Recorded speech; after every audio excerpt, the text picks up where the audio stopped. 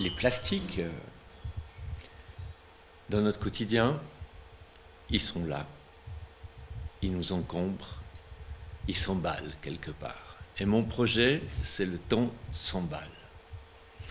Et l'idée m'est venue de faire un acte citoyen en tant que sculpteur, graveur, et d'utiliser toute cette pollution de plastique, ce problème du plastique. Tous les jours, on entend parler du plastique. Les animaux qui ont aussi des pailles, des choses, des coquillages, des moules qui ont des microplastiques, etc., des continents même qui se créent. Et tout ça, ça prend une dimension. Et dans ma tête, j'avais envie de faire un acte, on peut dire citoyen, de me dire, mon travail pendant une année, je le consacre à une préoccupation, à un vrai problème qui dépasse mes problèmes d'artiste en tant que créateur esthétique, mais qui amène une réflexion à travers mon travail. Et l'idée est venue de chaque jour, j'ai des boîtes où je mets des plastiques de ma consommation alimentaire à la maison, et le lendemain, ces plastiques, je les encre et je les imprime. Et sur une année, on verra, chaque jour, il y a 2 gravures, une recto, une verso de l'objet en plastique, qui est préparé. Quand il y en a trop, je les comprime, je les assemble et tout. Quand ils sont seuls, je les mets, je les pose. Il n'y a pas franchement un souci de composition, mais il y a un souci d'être précis, c'est-à-dire que les plastiques que j'ai utilisés, ils seront visibles à la fin de l'année. Il y aura tous les plastiques de l'année seront imprimés là. Et le problème, c'est que comment mettre en scène un projet pareil? Et là, après avoir mis au point les techniques d'imprimer du plastique qui m'ont pris 6 mois, j'ai travaillé dans l'atelier Raymond Meyer, qui m'a aiguillé, qui m'a aidé. Tout d'un coup, j'ai décidé que j'étais prêt pour ce projet alimentaire. Avant, c'était les plastiques d'emballage. Là, c'était plastique d'emballage alimentaire. Et je me suis dit, je dois trouver un protocole pour les couleurs. Parce que le but n'est pas de faire quelque chose de joli. Le but, il est de raconter une histoire.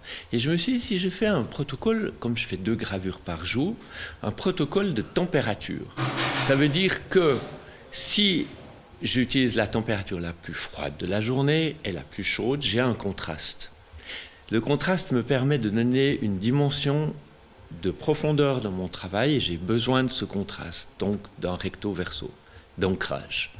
Et j'ai fait un protocole, 0 degré à moins 10, moins 20, on part du noir au blanc, la couleur disparaît avec le froid.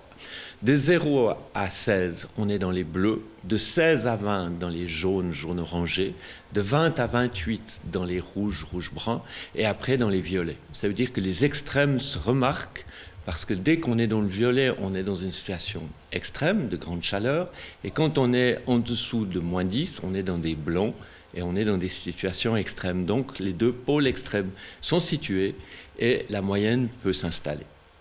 Et voilà, chaque jour, j'imprime en tenant compte. Mon sujet, je ne sais jamais comment il va être, puisque je découvre avec stupeur le nombre de plastiques à ancrer, et je ne sais jamais lesquels. Donc il y a un jeu très ludique du temps qui débarque avec une composition à faire de quelque chose qui est posé là. Et la deuxième, les couleurs, je regarde toujours la météo pour trouver mes paramètres, le froid, le point le plus froid de la journée, le point le plus chaud, et établir mon protocole de couleurs. Et je me suis imposé une chose qui ajoute à ce travail. J'ai fait un journal qui raconte d'une part des préoccupations de stockage, de réflexion, les plastiques par rapport à la nature des plastiques. Et ensuite, je me suis amusé, comme je parle du temps qu'il fait, de photographier chaque jour des ciels.